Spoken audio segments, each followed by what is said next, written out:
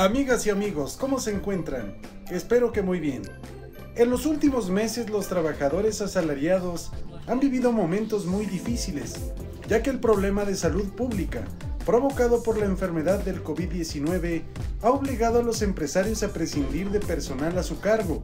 y además se han adoptado medidas radicales, como proceder a la reducción de sus saberes. ¿Pero esto es legal? No se muevan de ahí y acompáñenme a descubrirlo. Muchas gracias.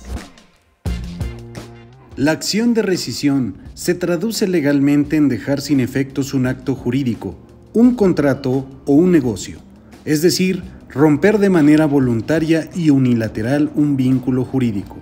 Al respecto, la Ley Federal del Trabajo en su artículo 51, fracciones cuarta y quinta, establece como causas de la rescisión de un contrato de trabajo sin responsabilidad para el trabajador la reducción que el patrón efectúe al salario del obrero y el no recibir el salario correspondiente en la fecha o lugar convenidos o acostumbrados, causal que igualmente se configura cuando el empresario después deja de cubrírselo.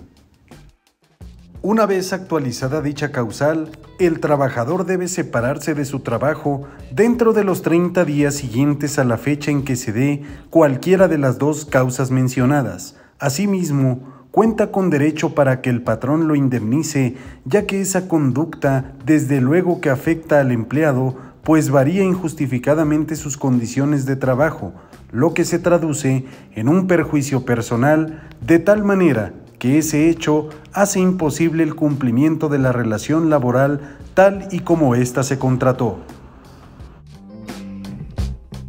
Ese incumplimiento es grave, ya que la percepción salarial es la prestación principal que recibe el trabajador y tan es así que se halla protegida a través de múltiples medidas establecidas en la Ley Federal del Trabajo para asegurar no solo su pago, sino que éste se haga en la forma convenida.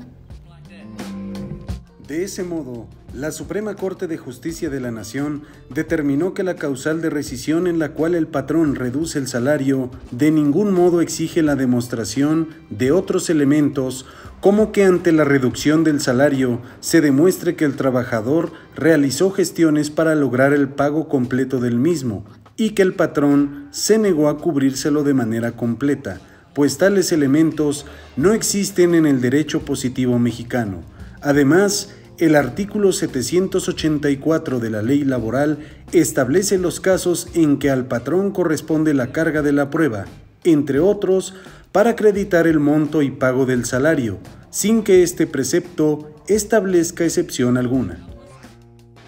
Por esa misma razón, el patrón es quien debe probar que puso a disposición del trabajador las percepciones en cuanto al monto exacto contratado en la fecha y lugar convenido o acostumbrados, pues de no hacerlo así, se introducirían elementos no previstos en la ley, por lo que dentro de la demanda laboral, si el trabajador refiere haber sufrido descuentos no previstos en la ley o una reducción salarial, en virtud de la precaria situación económica y financiera que le mencionaron, se encuentra inmersa la empresa con motivo de la emergencia sanitaria provocada por el virus SARS-CoV-2, ello desde luego que configura tales causales, ya que supone una modificación unilateral por parte del empleador de una de las condiciones básicas de la relación de trabajo, como es el pago del salario, como retribución por los servicios recibidos, ya que es muy importante señalar que en modo alguno la empresa no haya solicitado que se suspendieran las relaciones colectivas de trabajo,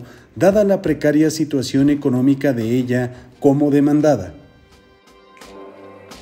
En efecto, si la empresa demandada atraviesa problemas económicos y financieros, se encuentra obligada a cubrir los salarios de sus trabajadores, porque la Ley Federal del Trabajo no establece el concurso mercantil ni ninguna otra figura como la emergencia sanitaria como excepción para el cumplimiento de tal obligación,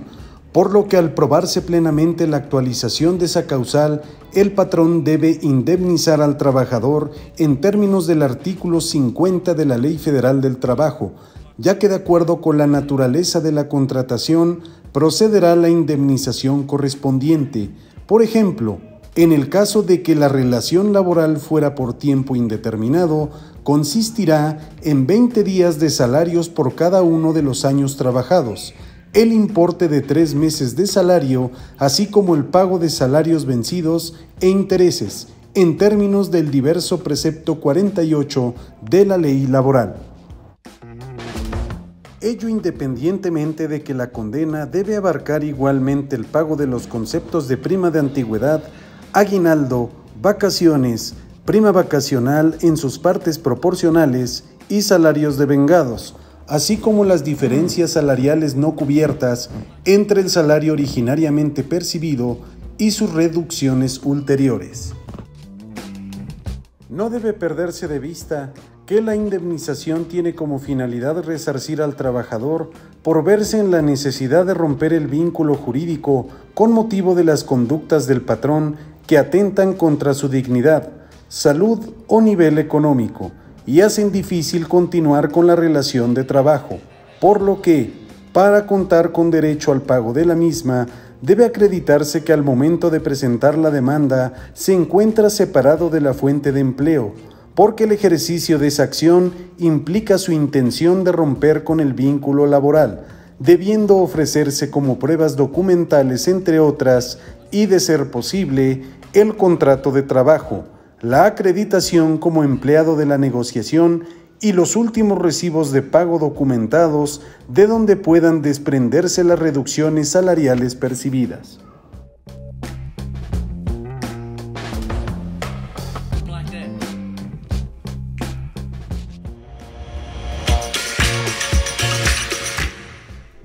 La Ley Federal del Trabajo en su artículo 51, fracciones cuarta y quinta, establece como causas de la rescisión de un contrato de trabajo sin responsabilidad para el trabajador la reducción salarial que el patrón efectúe en perjuicio del obrero y el no recibir el salario correspondiente en la fecha o lugar convenidos, por lo que una vez actualizada dicha conducta empresarial, el trabajador debe separarse de su trabajo en un lapso no mayor a 30 días para presentar su demanda laboral y que el patrón lo indemnice. Es un tema muy interesante, que lo han solicitado mucho. Espero que haya sido de su agrado. No olviden seguir compartiendo nuestras videocápsulas, suscribiéndose al canal. Les agradezco mucho la atención brindada y nos vemos la próxima.